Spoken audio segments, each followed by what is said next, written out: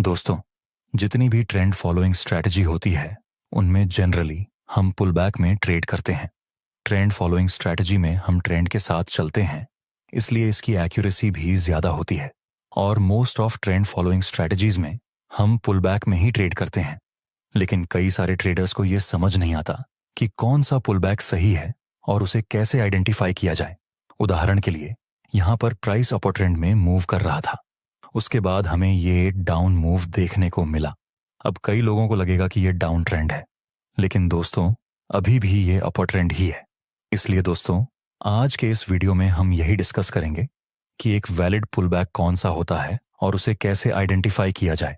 तो चलिए सीखते हैं। सबसे पहले ये समझते हैं कि पुल बैक है क्या।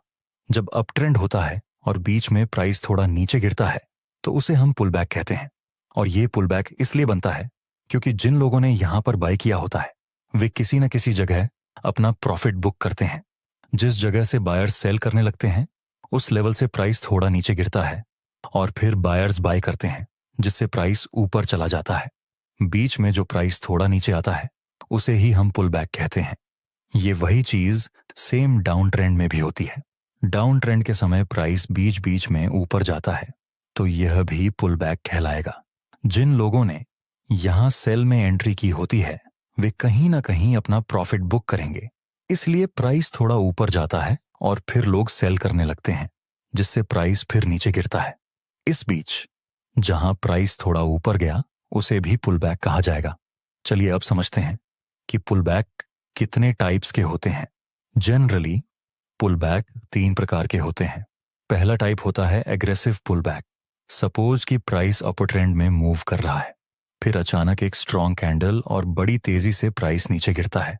इसे हम एग्रेसिव पुल बैक कहते हैं। उदाहरण के लिए, यहां प्राइस हायर हाई और हायर लो के स्ट्रक्चर में ऊपर जा रहा था, फिर हमें एक पुल बैक मिला जिसकी कैंडल बहुत बड़ी थी और स्ट्रॉन्ग डाउन मूव से प्राइस नीचे आया। इसे हम एग्रेसिव पुल बैक कहेंगे। दूसरा उदाहरण, यहां प्राइस लोअर लो और लोअर हाई के स्ट्रक्चर में नीचे आ रहा था, फिर नीचे हमें एक स्ट्रॉन्ग और फास्ट मूव मिला ऊपर की तरफ। ये जो पुल बैक है उसे हम एग्रेसिव पुल बैक कहते हैं। दूसरा प्रकार का पुल बैक है करेक्टिव पुल बैक। किसी अप ट्रेंड के दौरान प्राइस पुल बैक तो लेता है, लेकिन यदि वह धीरे धीरे और करेक्शन के साथ होता है तो इसे हम करेक्टिव पुल बैक कहते हैं। काफी लोगों को यही कंफ्यूजन होती है कि यह पुल बैक है या फिर डाउन ट्रेंड, लेकिन दोस्तों यह करेक्टिव पुल बैक होता है। इस वीडियो के अंत में हम यह भी डिस्कस करेंगे कि यह करेक्टिव पुल बैक कहां रिवर्सल में 100% तक बदल सकता है, इसलिए इसे बिना स्किप किए ध्यान से देखना। उदाहरण के लिए, यहां प्राइस हायर हाई और हायर लो के साथ मूव कर रहा है, फिर प्राइस नीचे आया, लेकिन यहां अभी लोअर लो और लोअर हाई का स्ट्रक्चर बन रहा है। इसे हम करेक्टिव पुल बैक कहते हैं। नेक्स्ट प्राइस यहीं से ऊपर चला गया। एक और उदाहरण, यहां प्राइस डाउन ट्रेंड में नीचे गिरता है, लेकिन फिर प्राइस हायर हाई और हायर लो के स्ट्रक्चर में करेक्शन करते हुए एक पुल बैक देता है। इसे भी हम करेक्टिव पुल बैक कहते हैं।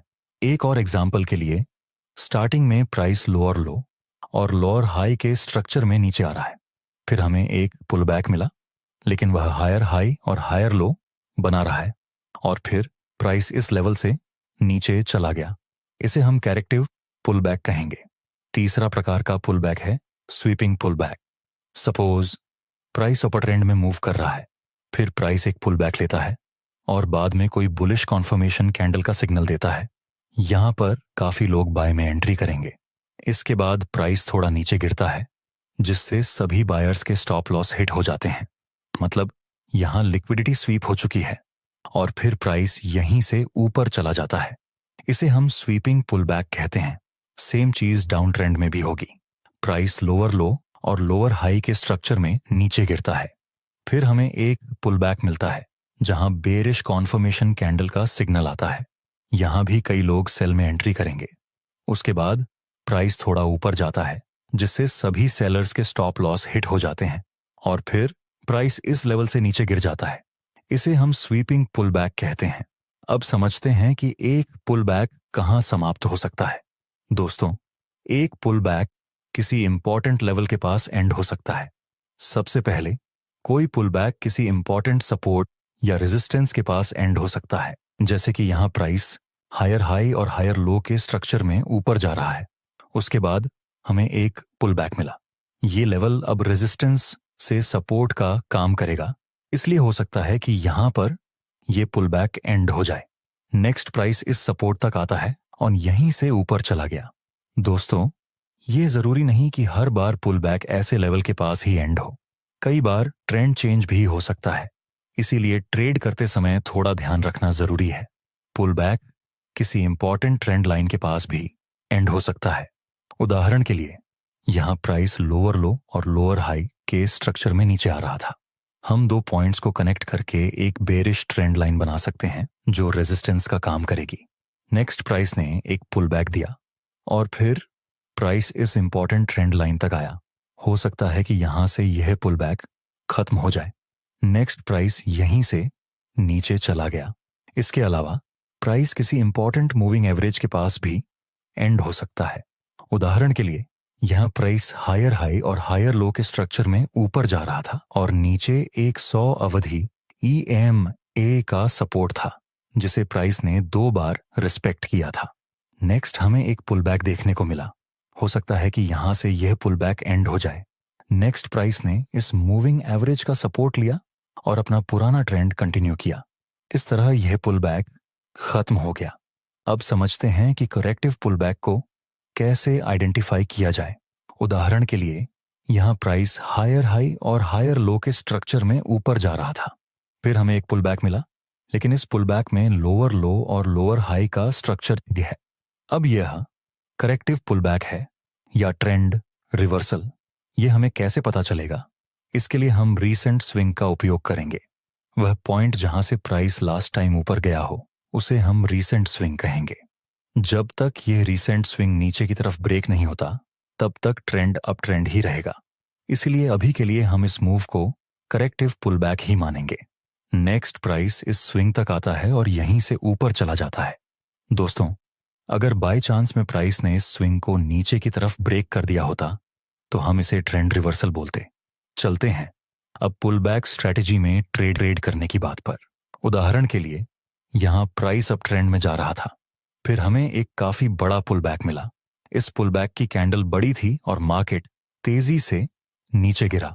इसे हम एग्रेसिव पुल बैक कहेंगे। लास्ट टाइम प्राइस यहां से ऊपर गया था, इसे हम रीसेंट स्विंग मानेंगे। अगर प्राइस इस सपोर्ट को नीचे ब्रेक करता तो यह पुल बैक इनवैलिड हो जाता। नेक्स्ट प्राइस थोड़ा ऊपर जाता है जहां बुलिश कैंडल का सिग्नल मिलता है और साथ ही एक सपोर्ट भी है। अब हम बाय में एंट्री कर सकते हैं। हमारा प्रॉफिट टारगेट यहां रहेगा और स्टॉप लॉस इस लेवल के लो के नीचे। नेक्स्ट प्राइस ऊपर जाता है और हमारा प्रॉफिट टारगेट कंप्लीट हो जाता है। ट्रेड लेते समय ध्यान रखें, आप जिस जगह पर ट्रेड कर रहे हैं वहां कैंडल पैटर्न का सिग्नल जरूर देखें। नॉर्मली लोग ऐसा करते हैं कि प्राइस किसी लेवल तक आता है और वे यहीं से बाय में एंट्री कर लेते हैं, सिर्फ इस उम्मीद में कि यह स्ट्रॉन्ग सपोर्ट है। लेकिन दोस्तों, ट्रेडिंग में उम्मीद के भरोसे काम नहीं करना चाहिए। हमेशा एनालिसिस और सिग्नल्स के भरोसे ट्रेड करें। आई होप इस वीडियो से आपने कुछ सीखा होगा। वीडियो कैसी लगी कमेंट